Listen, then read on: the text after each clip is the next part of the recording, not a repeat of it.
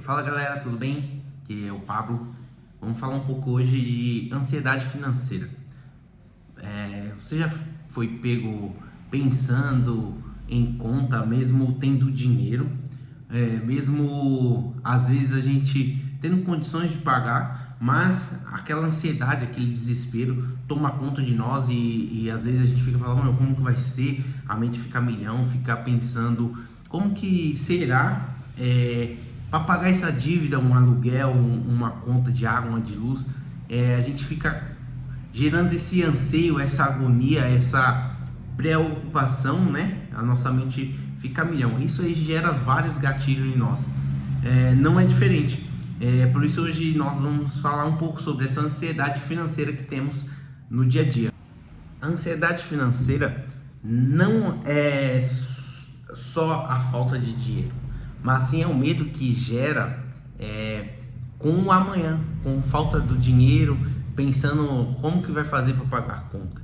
E tem alguns tópicos que eu vou estar falando aqui para vocês, do que a gente pode estar resolvendo e ter clareza sobre o que é a ansiedade financeira. Preocupação excessiva com conta, medo de gastar mesmo quando necessário, sensação de nunca estar seguro financeiramente, comparação constante com os outros. E o mais importante delas, ela não depende só da quantidade de dinheiro, mas da forma como lidamos com ele. Essa é uma das lições que a gente tem que aprender. Como lidar com o dinheiro. Que a gente tem dificuldade, a gente tem essa angústia, essa agonia. Principalmente quem tem uma seção financeira, quem veio do baixo, com escassez, com o dinheiro ali limitado para conquistar as coisas. E quando tem esse dinheiro, bate aquela agonia, né? Tem algumas pessoas que tem medo de gastar e não gasta, tem algumas pessoas que gasta até exceder, né? Gasta superando o que tinha, e é onde que entra a bola de neve com dívida, e assim sucessivamente, né?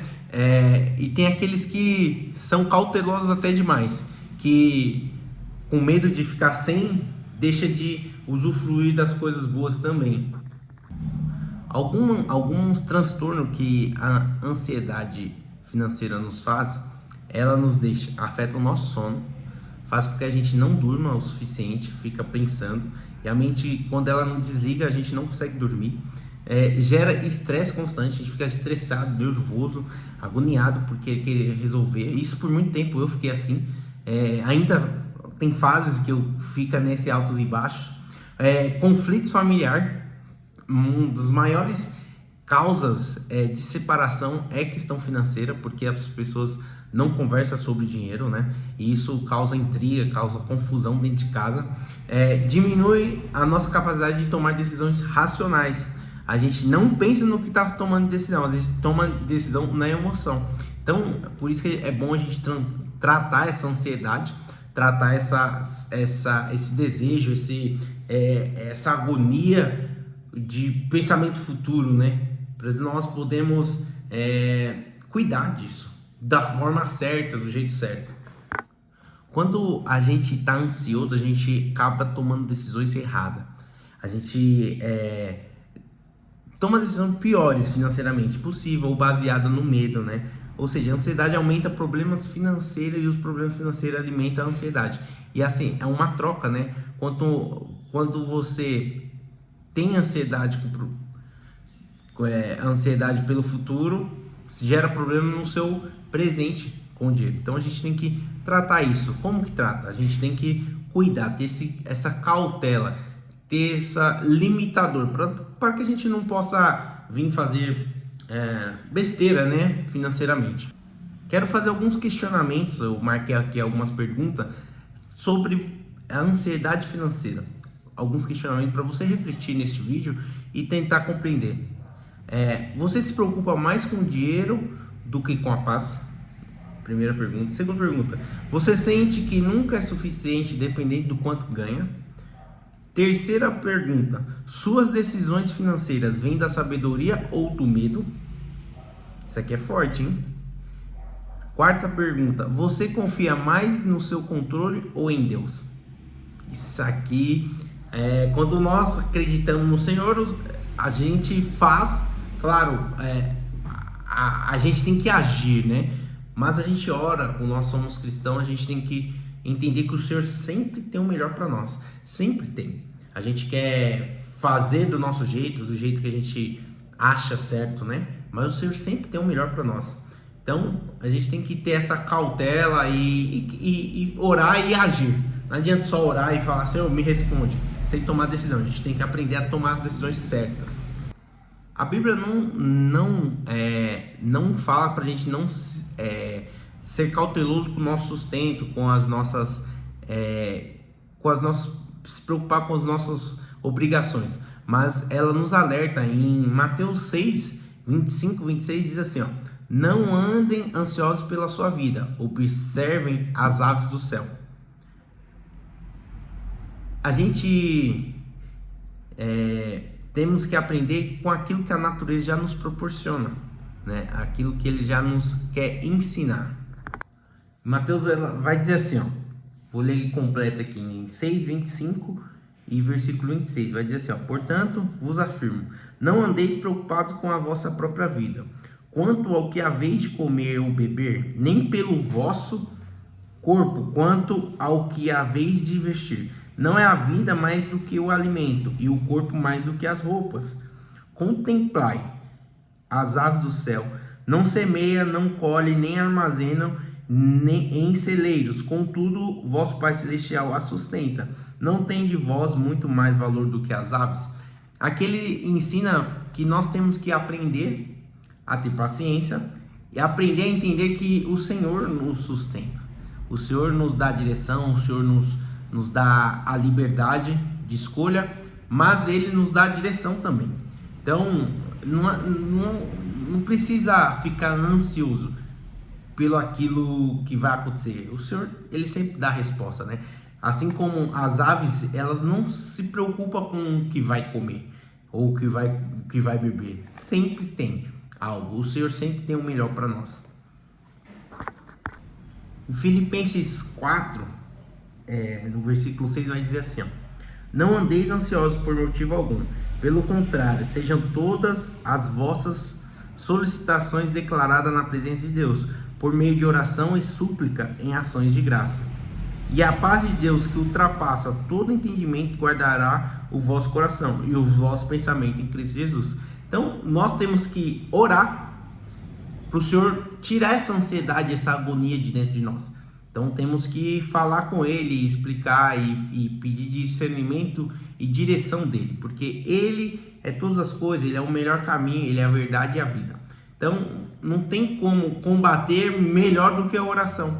Orar e falar, Senhor, tira isso de mim, arranca essa ansiedade, que eu venha ter clareza, ser racional nas minhas decisões, que eu venha fazer do jeito que o Senhor quer, da forma que o Senhor quer, que eu venha ter a decisão correta, para que não venha abalar as minhas finanças, abalar minha vida familiar, minha vida conjugal, que venha ser direcionado por Deus. Nós combatemos a ansiedade com oração, entrega e confiança. A gente tem que confiar que vai mudar, que vai ser diferente. Temos que orar, entregar e confiar. Tem que conversar. Você tem conversado com Deus, tem falado com Ele em secreto? Deus sempre é o caminho, né? Ele é a verdade e a vida, sempre. Ele tem o melhor caminho, Ele tem o melhor para mim e para você. Sempre o Senhor tem a melhor direção.